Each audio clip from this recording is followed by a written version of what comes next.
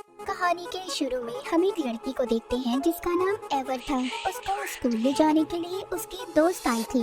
वो अपनी दोस्त की गाड़ी में बैठकर बातें करने लगती है। उनकी बातों से हमें ये पता चलता है कि वो ट्रिप पर जाने वाली थी।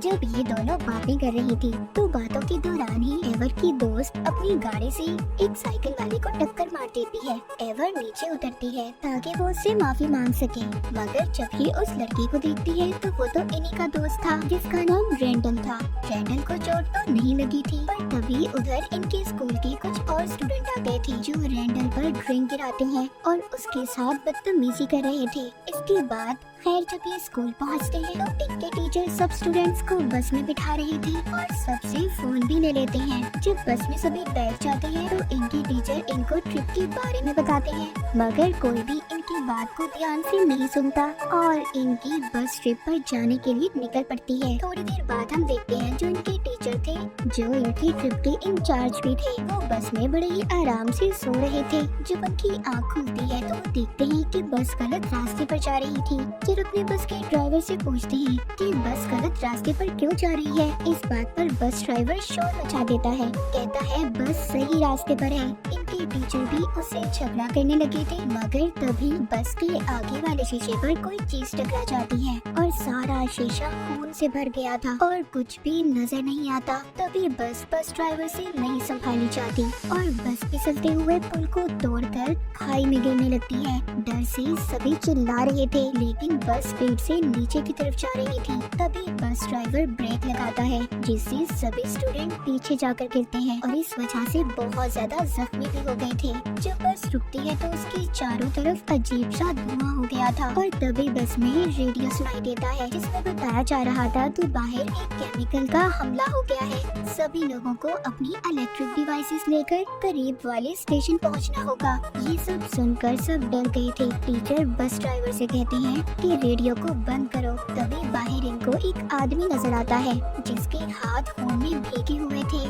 और वो दिखने में काफी ज्यादा डरावना लग रहा था। एवर और उसकी दोस्त बहुत ज्यादा डरी हुई थी। उस आदमी को अंदर लाना नहीं चाहती थी, मगर उनके टीचर को वो आदमी ऐसा लग रहा था कि उसे मदद की जरूरत है और वो उसे अंदर आने का कहते हैं। जैसे ही टीचर दरवाजा खोलते हैं तो वो उस आदमी से पूछते हैं, क्या बात है, तुम्हें क्या चाहिए। रेंडल और उसका दोस्त भी जो आगे वाली सीट पर बैठे थे बहुत ज्यादा डरे हुए थे, मगर तभी वो आदमी जब अंदर आता है तो वो टीचर पर हमला कर देता है। सब स्टूडेंट्स डरकर बस के पीछे की तरफ भाग गए थे। वो आदमी बस में बैठे सभी स्टूडेंट्स पर हमला करना चाहता था, मगर बचकर कुछ पीछे से बस के रास्ते भाग जाते हैं। इधर ही एवर अपनी एक दोस्त को बचाने की कोशिश कर रही थी, मगर वो आदमी उसको बस में ही अंदर की तरफ खींच लेता है। सभी स्टूडेंट्स जो बचकर भाग गए थे वो जंगल की तरफ जाने लगते हैं। किसी को भी कुछ समझ नहीं आ रहा था कि वो कहाँ पर फंस गए हैं और उनके साथ ऐसा क्यों हो रहा है, और कोई भी नहीं जानता था कि वो आदमी कौन था,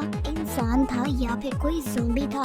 तभी उनके दरमियान में एक स्टूडेंट बात करता है कि जो हमने खबर रेडियो पर सुनी थी कि पूरे शहर में वायरस का हमला हो गया है, क्या पता ये बात सच हो, वो आदमी वाकई वायरस की लपेट में हो। रेंडल उनको एक बिल्डिंग की तरफ इशारा करता है, कहता है हम वहाँ जाकर छुप सकते हैं। सभी उसकी बात मान लेते हैं और बिल्डिंग की तरफ जाने लगते हैं क्योंकि अपनी जान बचाने का कोई और रास्ता नहीं था। तभी एक लड़के को वहाँ पर मरा हुआ घोड़ा नजर आता है। उसे भी अब ज़ॉम्बी वाली बात पर यकीन आने लगा था, लेकिन दूसरी तरफ वो कहता है कि शायद वो आदमी कोई पागल हो। अब खैर सभी ये उस बिल्डिंग को देखने लगते हैं। उस बिल्डिंग को देखने से इन्हें पता चलता है कि पहले ये शायद कोई स्टूडियो था, मगर अब वीरान हो चुका था। ये सभी इस बिल्डिंग में जाया हुई चीजों से उसकी सारे खिड़कियां दरवाजे बंद कर देते हैं और फिर अपने हथियार ढूंढने लगते हैं। ये दो ग्रुप्स में होकर चीजों को ढूंढने लगते हैं। इधर ही एवर को रेंडल का दोस्त बताता है कि वो उसे बहुत पसंद करता है। फिर इनको हथियार मिल जाते हैं।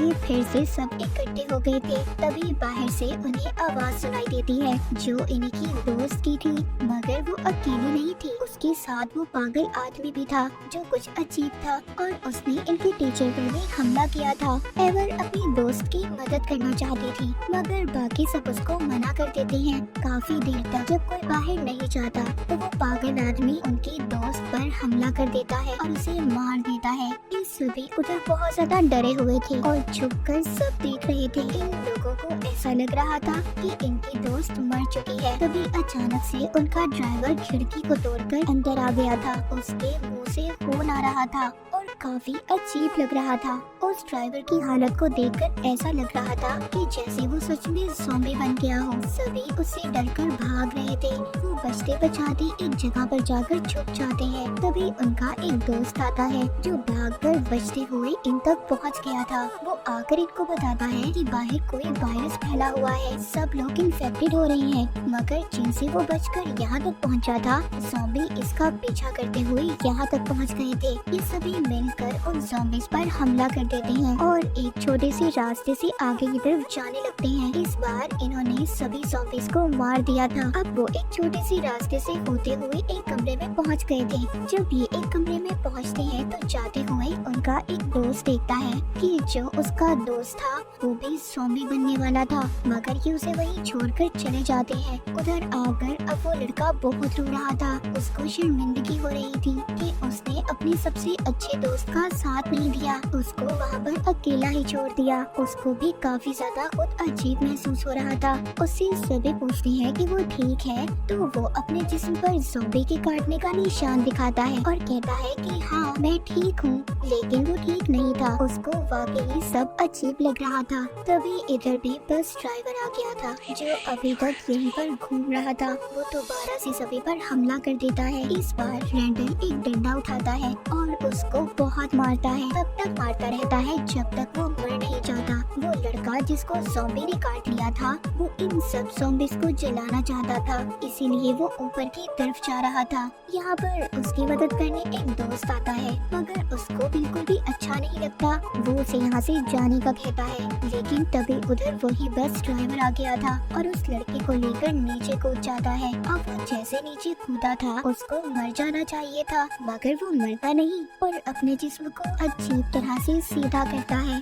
सब उसको देख रहे थे मगर हैरान थे कि वो इतना नीचे गिरकर भी मरा नहीं। अब सबको ज़ॉम्बी वाली बात पर यकीन हो गया था कि वायरस वाली बात सच है। ये सब देखकर रैंडल सबको दोबारा से खिड़कियां दरवाजे बंद करने का कहता है। एवर उधर से पेंट कैन को लेकर उसमें आग लगाकर उन्हें जलाकर उन्हें नीचे फेंक देती है और नीचे जो गाड़ी खड़ी थी उसमें आग लग गई थी। उस गाड़ी को आग लगने की वजह से उधर धमाका हो जाता है और नीचे जितने भी ज़ॉम्बीज़ थे सबका ध्यान उसकी तरफ होने लगता है। जब बाहर से ज़ॉम्बी हट गए थे, एवर अपने दोस्तों से कहती है कि वो बाहर जाकर बस से अपना फोन लेना चाहती है। दरअसल एवर अपने घर वालों से बात करना चाहती थी, मगर उसकी दोस्त उसे मना करती है। कहती है तुम पागल हो गई हो, ऐसे मत करना वरना बहुत बड़ी मुसीबत में फंस जाओगी। लेकिन एवर नहीं मानती। रैंडल का दोस्त भी एवर को समझाता है जो उसे पसंद करता था, मगर वो नहीं मानती। उसे तो जाना था।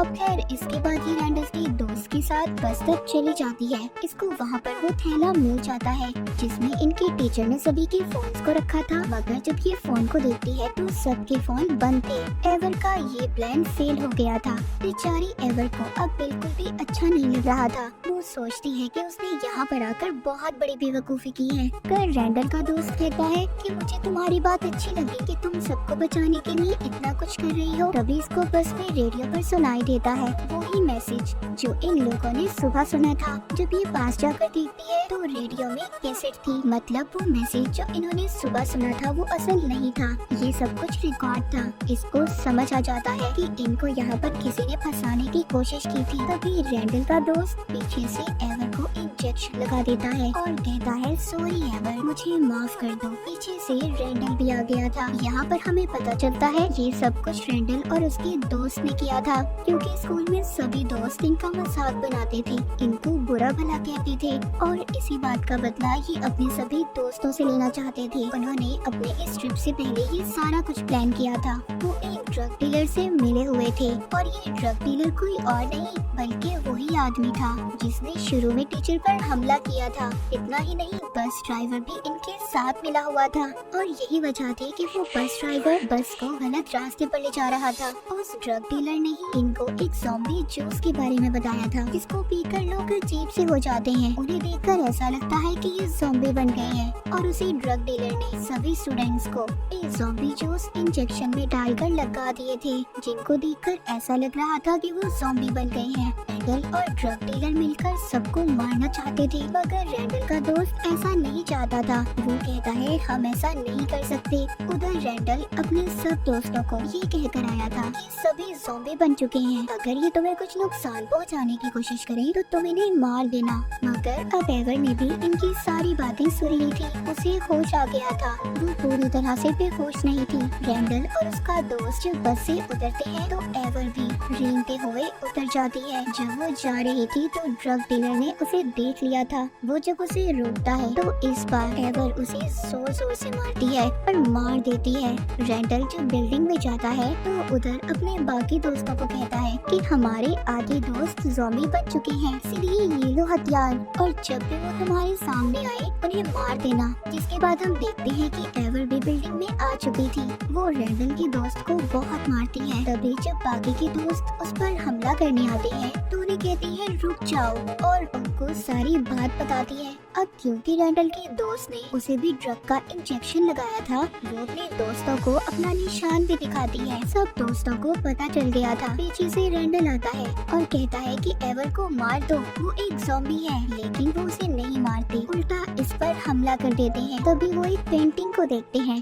जिसमें रैंडल अपनी जीत का जश्न मना रहा था और एवर की दोस्त उसके पास खड़ी थी। कुछ समझ आ गई थी कि ये सारा प्लान रैंडल का है। यहाँ पर इनके दरमियान में बहुत ही खतरनाक लड़ाई होती है। एवर वो ड्रग के इंजेक्शन रैंडल को लगा देती है। वो बेहोश होकर नीचे गिर गया था। जिसके बाद सब लोग अब उस ड्रग डीलर की लाश को एक पेड़ से बांधकर उसे बहुत मारते हैं। सभी उस पर अपनी भड़ास निकाल रहे थे, क्योंकि अगर वो ऐसा ड्रग रैंडल और उसके दोस्त को ना देता तो सब ठीक होती। मतलब सिर्फ बदला लेने के लिए उन्होंने इतना कुछ किया था। 5 घंटे के बाद सबके ऊपर से ड्रग का सारा नशा खत्म हो गया था। सभी दोबारा से अपनी बस की तरफ बढ़ते हैं। सब एक दूसरे के साथ ठीक हो गए थे और सभी अब दोस्त भी बन गए थे। ये टीचर भी जिंदा थे, उनको भी होश आ गया था। कहानी के आखिर में रैंडल और उसके दोस्त को दिखाया जाता है जो एक टीचर के सामने बैठे थे। वो उनकी इन्वेस्टिगेशन कर रही थी कि उनकी वजह से इतना कुछ हुआ।